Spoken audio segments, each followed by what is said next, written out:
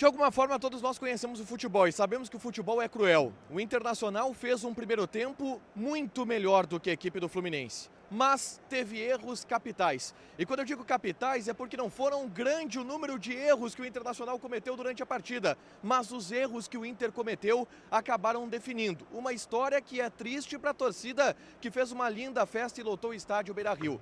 O placar de 2-1 para a equipe do Fluminense. Uma virada no apagar das luzes tira do torcedor e do Colorado o sonho de levantar o Tri da América em 2023. No fim do jogo, o aplauso da torcida mostra e reconhece que a equipe dentro de campo lutou e perdeu para seus próprios defeitos. Em uma noite mágica, mas triste no Beira-Rio, o Inter caiu fora da Libertadores.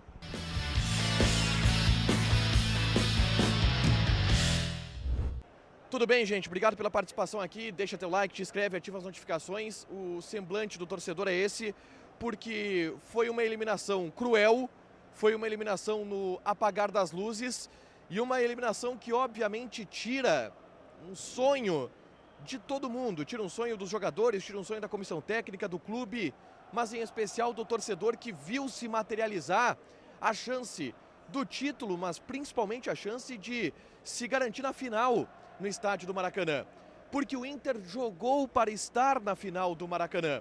O Fluminense mexeu a sua escalação inicial comparado ao jogo da ida. O Fernando Diniz, ele coloca o Alexander no time, corrige aquele buraco que o Fluminense teve na primeira partida, mas não foi o suficiente para corrigir diversos problemas do Fluminense durante o jogo e que o Inter soube de novo aproveitar no primeiro tempo. A primeira etapa do Inter, ela foi muito superior ao Fluminense. E o gol, ele chegou naturalmente depois do Inter criar duas chances, uma com o Wanderson, outra com o Ener Valencia. E aí veio o gol do Gabriel Mercado. Uma cobrança de escanteio de Alan Patrick no segundo pau, ele vence a marcação para tocar para o gol merecidamente. O Internacional era, repito, muito melhor do que o Fluminense naquele momento da partida. E foi no restante da primeira etapa. O Fluminense teve uma chance isolada. Um lance do Germancano, onde ele chuta mascada, a bola bate na trave do Rocher, mas no mais o Fluminense não conseguiu criar. E no mais o Inter teve inclusive oportunidades de ampliar e acabou no último toque, no acabamento, teve o seu primeiro defeito da partida.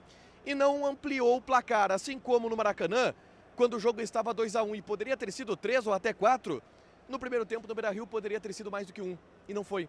O Inter pecou de novo no acabamento, no último passe, nas finalizações.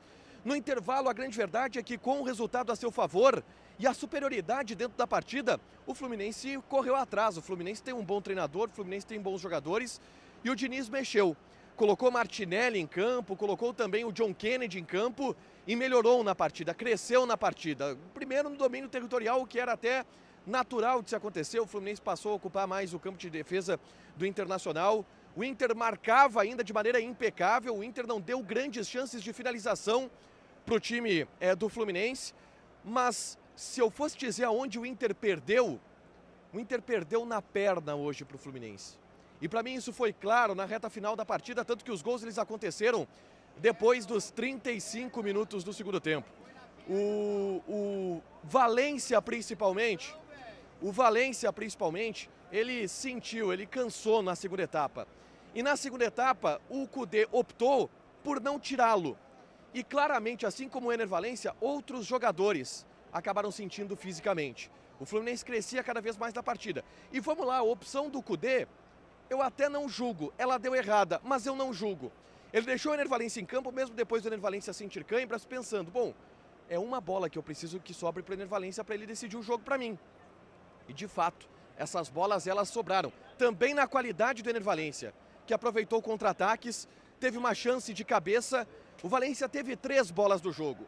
Uma delas uma arrancada espetacular pelo lado do campo, pelo lado esquerdo, onde na cara do Fábio ele acabou não conseguindo finalizar da maneira que queria. A segunda, em uma cobrança de falta, que ele cabeceou para fora, em uma jogada que foi falta porque ele construiu e ele deu uma arrancada bela em cima do Martinelli, que teve que fazer a falta e levar o cartão amarelo. E a terceira num belo lançamento do Depena, onde de frente para o Fábio ele escolheu o canto e acabou batendo para fora. Esses 3 lances foram capitais e os 3 erros de Ener Valencia acabaram custando caro, porque o Inter, já cansado, ele não conseguiu suportar Um Fluminense que tinha mais perna, principalmente do meio para frente no final do jogo, em especial com John Kennedy, que faz o gol de empate em uma jogada onde a defesa do Inter travou. A defesa do Inter não conseguiu suportar, a defesa do Inter não conseguiu parar um contra-ataque em velocidade e um lançamento do Cano para o John Kennedy, onde o John Kennedy tocou na saída do Rocher com muita qualidade e empatou o jogo. Depois que empatou o jogo, Kudê chama Luiz Adriano, chama Luca para tentar ir para o modo desespero. E a grande verdade é que o Inter, ainda cansado, perdeu em função da perna. E depois, em outro lance onde os zagueiros, os defensores do Inter ficaram travados, a bola chegou no Lima, me parece que foi o Lima, se eu errei me desculpa, tá? Um passe do John Kennedy, a bola chega no Lima para finalizar e fazer o 2-1 que matou o Internacional naquele momento e deixou esse clima aqui no Beira-Rio.